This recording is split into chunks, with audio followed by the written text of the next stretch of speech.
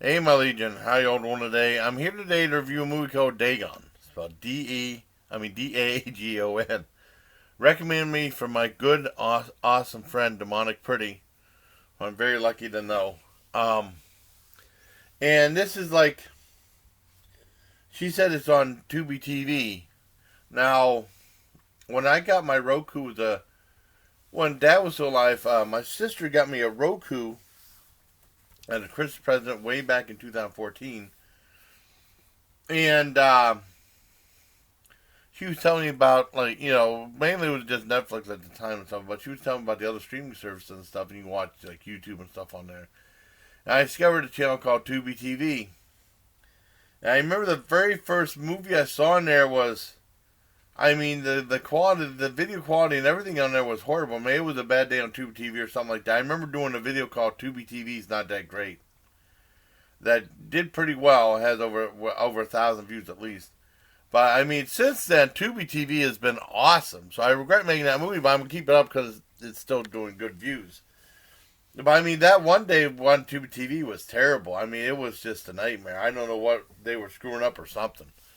Anyways, that was on. She was telling a Dagon and stuff like that. I thought I heard of it before, and it was one of the movies from Stuart Gordon, who I'm a big fan of. And usually, if you're in the horror genre and stuff like that, you might identify with some directors and try to watch a lot of their stuff. Even though some of the directors, they do more than just horror. They do different things, like Hertz Gordon Lewis, um, Toby Hooper, John Carpenter, Lucio Fulci, Dario Argento, um, Richard Stanley, Bruno Mattei, and other directors, David Cronenberg, and Stuart Gordon passed away, like, I don't know, 6 months ago or something like that. And this is one of the ones that he did. I keep forgetting this to watch, and he did this back in 2001. I wanted to see it, and it's based off H.P. Lovecraft's story because he's tackled H.P. Lovecraft before with Reanimator from Beyond. And H.P. Lovecraft's writing is very unusual. It's very descriptive, like the cosmic horror and stuff like that. It's vague. I mean, it's, you conjure up the images in your mind. That's what the writings do and stuff. And this movie, it tackles it pretty well. It evolved around this guy and girl who, well, two couples actually, a boat, and their boat runs afoul, and runs upon this giant rock and it starts sinking and stuff. And then there's like this bizarre Spanish fishing village real close by, and they go to it and they find out that there's a lot of bizarre happenings there.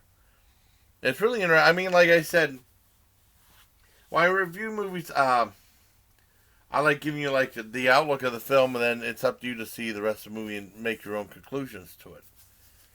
Yeah, I mean, John said like describing a movie as Lovecraft is too much of a spoiler and stuff like that. But I mean, he says H.P. Lovecraft right in the title for that. But I mean, I just caught Dagon though.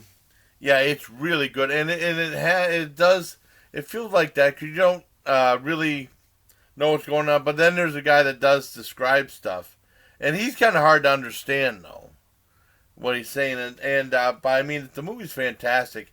There's a couple of I mean, because I know the way kids are today, they're all about the CGI. Most of it's practical and stuff like that. The little CGI's in there is not the greatest. It's not pretty bad. I mean, but it all adds to like this bizarre dreamlike quality. Because the part when they have like the boat runs afoul and there's a giant storm coming up, and they have to try to get to dry land. And it's done in such a dreamlike quality, even though, I mean, you tell the budget was limited, but they did the best they could with the budget. And then, it expands upon it. It's a great film. I really liked it. Stuart Gordon's a great director. And it's another team up with him and Brian Yuzna, which is like right up there with Hertz Gordon Lewis and David Friedman teaming up, Except they had much more money to work with. No, I give Dagon a 10 out of 10. I want to thank you, Demonic Pretty, for telling me about it. It's an awesome movie. But I finally saw it. I don't know. I mean, I heard about it. I just forgot about it. I mean, I've watched a lot of his movies and stuff. I don't know if he hasn't done one in a while. Because he did a lot back in the late 80s for Charles Band, and then that was, he did Fortress. I wanted to see Fortress at the theater.